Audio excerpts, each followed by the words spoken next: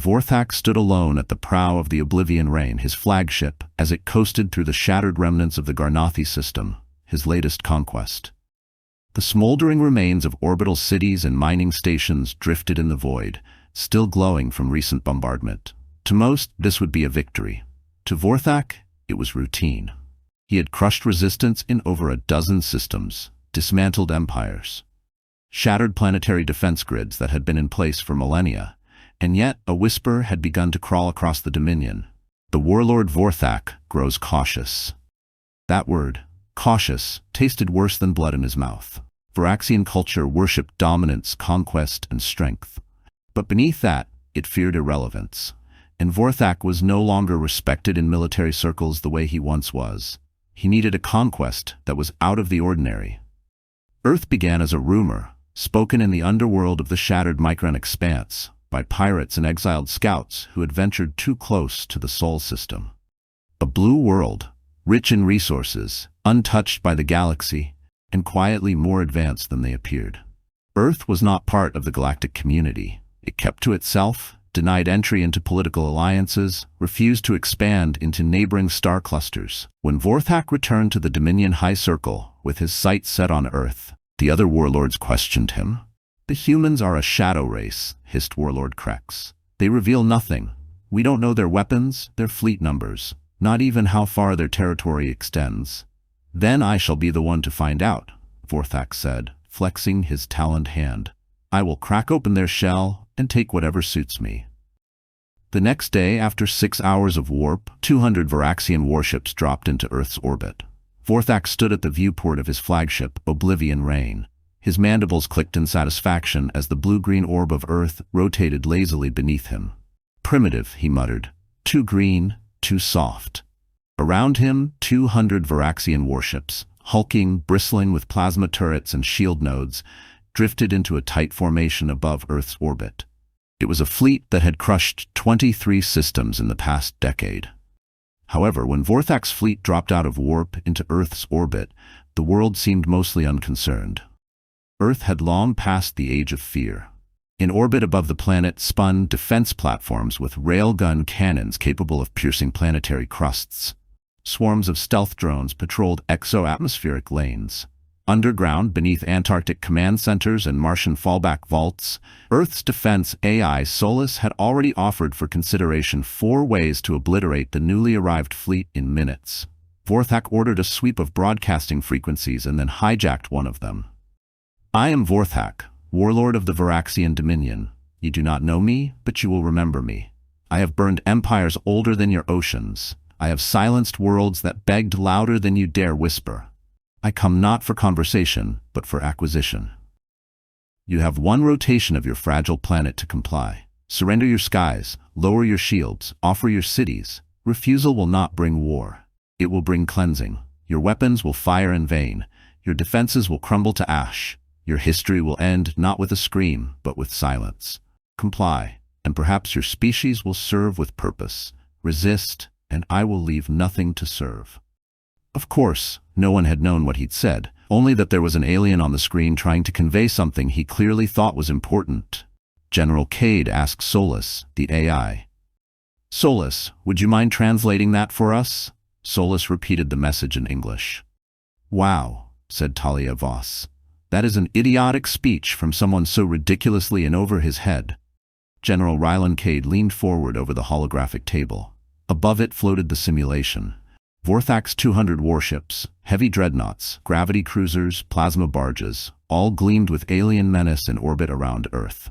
"Target profiles confirmed," said Commander Talia Voss. "We can take them out now. Full orbital superiority. A little more than 30 minutes to neutralize the entire fleet." The AI Solus made an announcement. Probability of Varaxian retaliation from neighboring sectors, 73%. Probability of political martyrdom from Vorthak's defeat, 91%.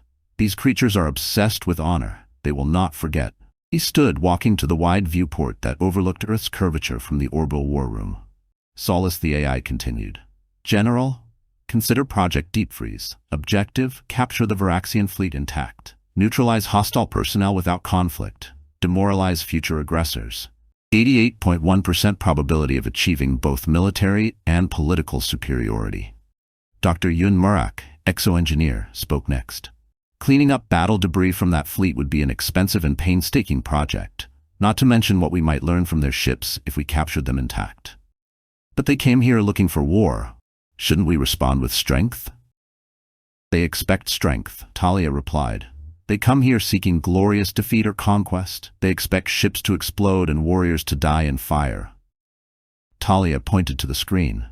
What they don't expect is to be collected like lab rats, to have their fleet taken without firing a single shot. That's psychological warfare. It's something capable of persuading others to leave Earth alone. A long silence. Then Cade spoke the words that would define the day. Prepare the ship. Project Deep Freeze was one of Earth's fringe experiments, a Trojan horse built not with weapons, but with overwhelming control. It had all the trimmings of a high-class diplomatic freighter. Smooth, shimmering hull, polished titanium, no weapons. But inside, it was a marvel of psychological warfare. No crew, no weapons, and just the shields that would be expected on any cargo ship. What wasn't evident in the ship was a quantum core powering 100 of Earth's most advanced teleportation systems, designed to obtain locks on targets and teleport them from their ships and through their shields. Once the lock on an enemy was obtained, it was only a fraction of a second before the ship's quantum computer calculated the perfect parameters for taking the target. Frequency, hull type, shield type, and a dozen other variables were assessed. After this, a set of instructions was sent to the next teleporter in line to take a prisoner. With 100 teleporters in operation, the holding cells would fill up fast. 2,500 adaptive containment cells, biometric dampeners, mind-calming electromagnetic fields, escape probability, 0. It had never been used before until now. The St. Alara was launched silently, drifting toward the Varaxian fleet like an offering. On Vorthak's ship, one of his crew made an announcement. Incoming transmission, his comms officer rasped. A human woman appeared on the view screen, clad in Earth's gray and gold military uniform. Her expression was unreadable. To Vorthak of the Dominion, Earth declines your ultimatum. Instead, we offer peace. A gift vessel is en route to your position. We suggest you treat it with care. The screen blinked off. Vorthak grunted. How arrogant. Bring the vessel closer. The ship was beautiful, sleek, titanium-lined, and completely unarmed. No shields powered up, no crew aboard. The giant script in the side read, St. Alara. Scan it, Vorthak ordered. His science office responded. No weapons, no life signs, shields are lowered. It is civilian, said his science officer, puzzled. Some sort of bribe, possibly? Vorthak smirked. Then let us collect our tribute. Imagine the weapons we can mount on a ship of this size. They locked on with tractor beams and drew the St. Alara into the heart of the fleet. That's when it began. The first alert came from his second-in-command, Captain Raython. Commander, I have 3 crew missing, vanished mid-shift. It was at that time Vorthak noticed some of his ships seemed to be drifting aimlessly. Then the Daggerwind, the second most advanced ship in Vorthak's fleet, reported that the entire bridge crew had just disappeared. No alarms triggered. Shields were up. 2 more ships began to drift out of formation. Then 5 more ships. Then 20. In less than 3 minutes, chaos gripped the entire fleet. Teleportation anomalies reported, shouted the operations officer. They're being taken, cleanly, through hulls, through shields. Commanders vanished mid-briefing. Gunners evaporated from their stations. Pilots blinked from their cockpits mid-flight. They weren't being fought. They were being collected. Where are they going? Vorthak barked. The officer hesitated. The cargo ship commander. Vorthak's eyes widened. Inside St. Alara, Varaxian soldiers materialized in shimmering waves. One by one, then dozens. Then hundreds.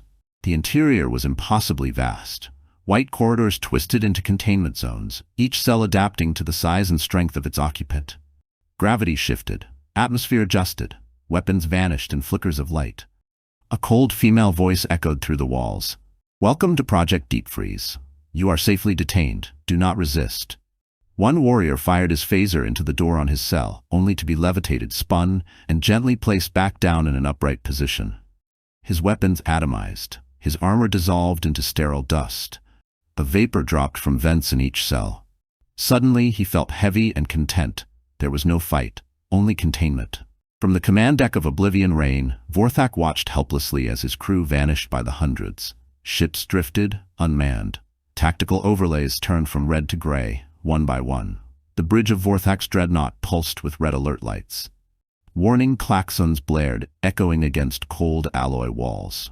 Of his 200 warships, less than 60 remained operational, and even those were faltering, captainless, chaotic, and confused. Vorthak stood alone now. His advisors had all vanished in blue flashes of light. He clutched the edges of his command chair, snarling. "What is this sorcery?" His engineers reported impossible readings. No life signs aboard dozens of ships, no damage, no breach. Just absence. A pulse hummed through the air. The lights dimmed. Vorthak growled and lunged for his plasma blade. Then the bridge lit up with a brilliant blue-white shimmer, enveloping him from head to toe. He tried to shout a command, but his voice was lost in the hum of energy tearing through space. Vorthak's body thudded onto a cold, metallic floor. The temperature was just a few degrees above freezing. Frost curled around the edges of the room, and faint bluish lights shimmered from embedded panels. Vorthak sprang to his feet, plasma blade in hand, but he was not alone. Rows upon rows of transparent stasis cells stretched out before him, housing over 1,000 Varaxian crew, seemingly suspended in painless paralysis, their faces calm as if asleep. The scale of it hit him. His fleet was gone, his power neutralized without a single shot fired. A door hissed open and soft footsteps echoed into the chamber. A human entered, tall, clean-shaven, dressed in minimalist dark armor and a Varaxian translating headset. General Artemis Vance approached a snarling, livid Vorthak. "You're late," Vance said, stopping a few meters from him. "We were wondering how long it'd take for one of our teleporters to get to you." Vorthak hissed. "What kind of coward hides behind tricks? Face me in battle like a true warrior." Vance stepped forward, unarmed, unfazed. "That's a big deal to you, isn't it, Vorthak? Glorious battle and honor. You've almost romanticized it. Have you ever considered it's only appealing to you because you've always won?" "Solus?" "Yes, General Vance." The AI responded. "Teleport Commander Vorthak and me to the location of the Varaxian fleet at the time of their arrival." Almost instantly, Vorthak and General Vance were standing inside a clear disk in the middle of 200 Varaxian warships just dropping out of warp. "How is this possible?" asked Vorthak. "Technology," said General Vance. "Try to stick with me, Commander. Observe your fleet." "Formidable and battle-ready," growled Vorthak. "Of course it is," replied General Vance. "Solus, please execute a railgun battle simulation with the Varaxians and then move us forward to the aftermath." A moment later, the disk occupied by Vorthak and Vance was surrounded by a debris field that extended for miles in every direction. As Commander Vorthak observed what was left of his fleet, General Vance said, "Solus, please give us a summary of the simulated battle." "Yes, General," Solus replied. 758 of 42,000 railguns fired at Varaxian ships until none remained operational, elapsed time 12.7 seconds. "Gotta keep an eye on those fast-moving, depleted uranium slugs," General Vance said.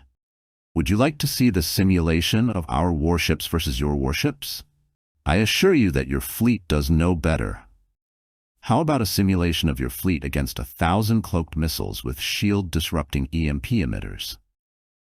A moment later, General Vance asked Solus to return them the St. Alara. As Vorthak and General Vance materialized on the deep freeze, General Vance spoke to Vorthak. "You lost this battle the moment you warped into orbit. We just let you think you were in control so you'd take our ship. And boy did you. Some of the generals thought you wouldn't. There was actually a pool going on in the break room." Vance gestured to the walls around them. "Of course, you know by now the ship was never a gift. It's a mirror. You arrived thinking Earth was weak, easy prey. Now you see it was you. This deep freeze thing was a win for both of us. You get to live, and I get your ships." Vorthak charged in rage, only to be frozen in place, suspended mid-lunge by a localized graviton lock field that pinned him without pain but absolute restraint. Vance circled him. "You would think we would be angry, but we're not. You were never a threat. You would be better described as entertainment. I'm quite sure this little encounter will generate movies for decades. I've seen enough in the last few hours to write a book and retire." This also gave us a chance to test the deep freeze thing, which we've been wanting to do for some time, so thank you for that. Vorthak's eyes blazed with fury, but behind it, a shadow of understanding began to grow. This was never war. This was theater, said Vorthak. Vance gave a small, grim smile and lightly slapped Vorthak on the back and said, "Close enough." With a nod, the gravity lock deactivated. Vorthak collapsed to his knees, breathing heavily. That night, Vorthak was granted sleep. For the first time since his defeat, he wasn't under stasis control. Earth's AI wove dream projections into his mind, hallucinations of Earth's power, not as threats, but as persuasion. Images of ancient Earth wars, civil strife, recovery, and innovation. A species that nearly destroyed itself a dozen times, yet kept rising. When he awoke, something inside him had shifted. General Vance called out to Solus, the AI. "Solus, I'm ready to see Commander Vorthak." "Yes, General," Solus replied. A slight hum preceded a flash of light, which quickly faded away, leaving Vorthak standing in General Vance's office. The office was calm, soft lights. One large desk, a massive viewport showing the Earth below. No guards inside, just General Vance, standing by the viewport. General Vance addressed Commander Vorthak. "I assumed I wouldn't require guards, Vorthak. Was I wrong?" "No," Vorthak replied. "I am beaten." Vance said, "You're not here as a prisoner. You're here because you don't understand why you lost. And if you return home without understanding, you'll make the same mistake again, or your fellow warlords will." Vorthak growled. "We were tricked. You used teleporters, deception, psychological tactics." "No, we used understanding," Vance cut in. "Of you, of your fleet, of the ability of the ships you brought, of the physics your people ignored in favor of louder weapons. I've had a look at your ships, Vorthak. They are impressive examples of engineering. Your people built your civilization around dominance, force, fear.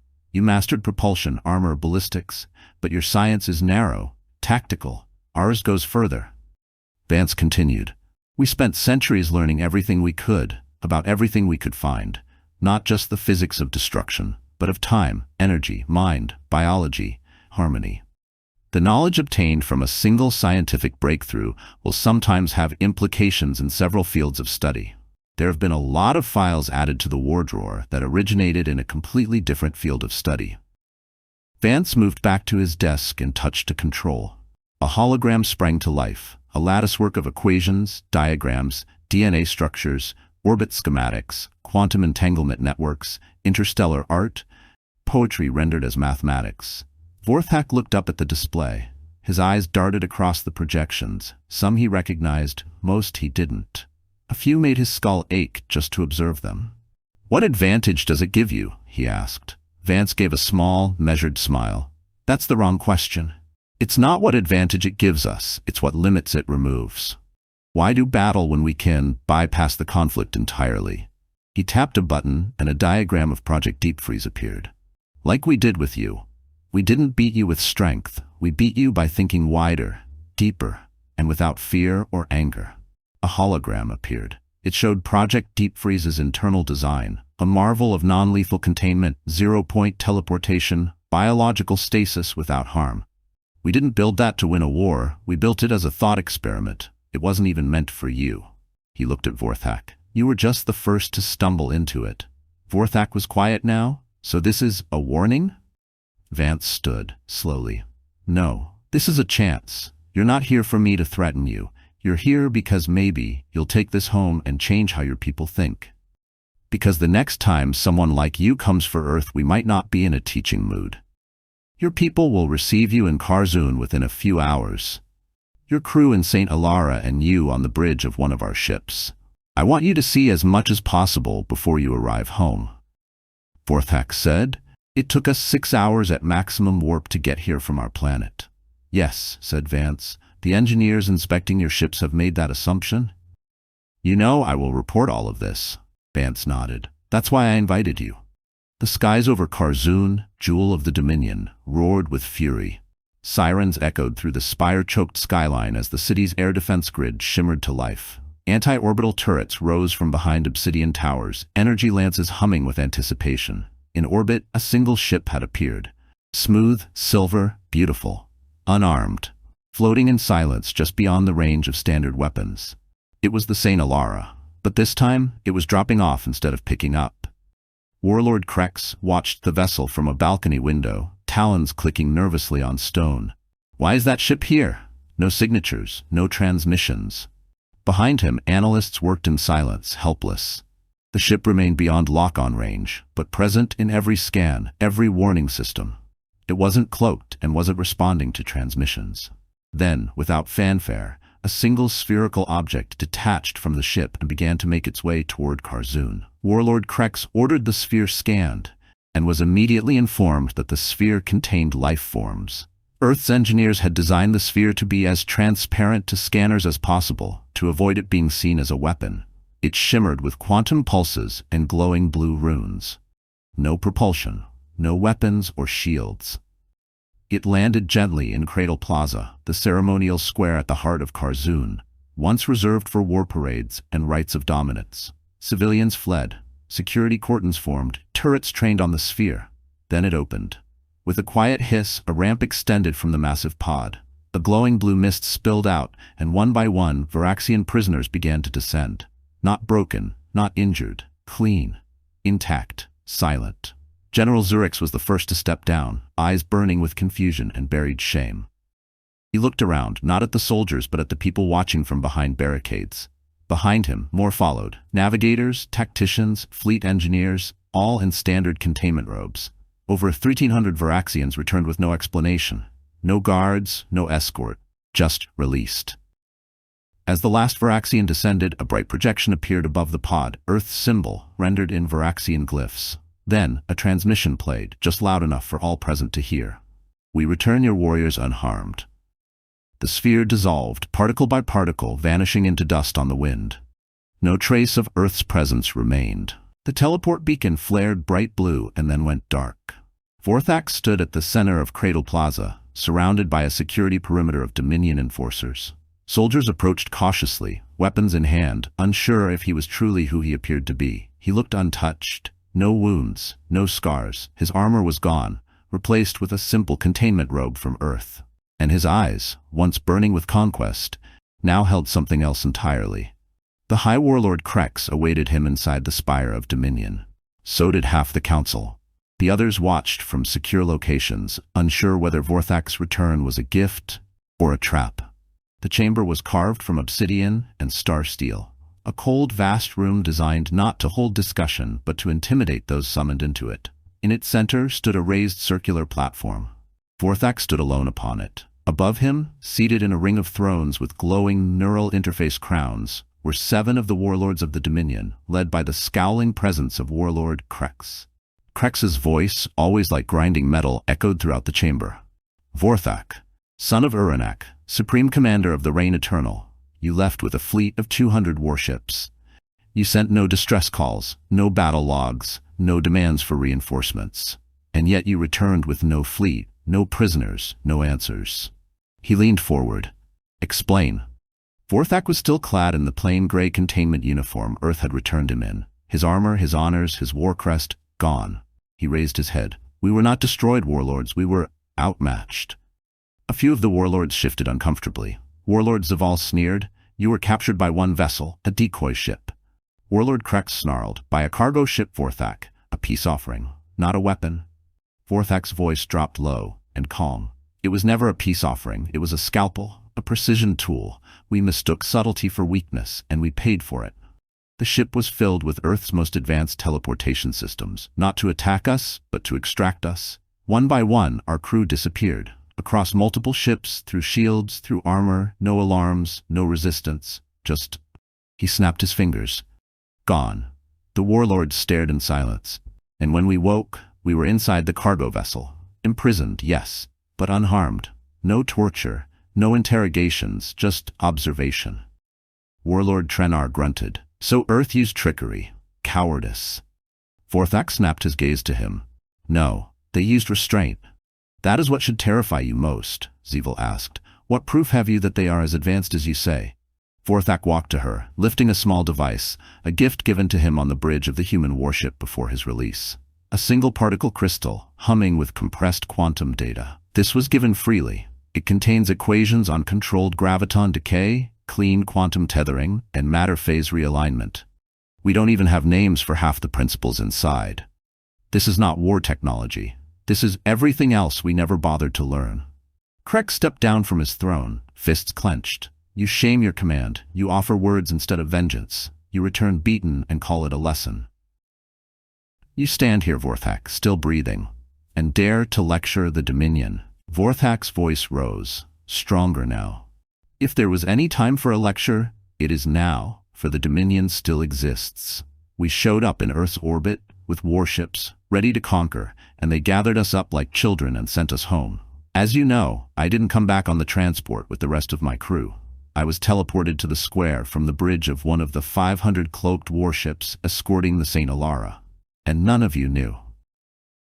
500 warships from another planet just hanging out over our capital, and every tactician in the city was clueless. All the instruments and radar could see was one big unarmed ship, because that's all Earth wanted you to see. While you were bemoaning the loss of 200 ships, they could have turned everything you see into ash. Vorthak stepped down from the platform, but paused at the threshold. He looked back at them one final time.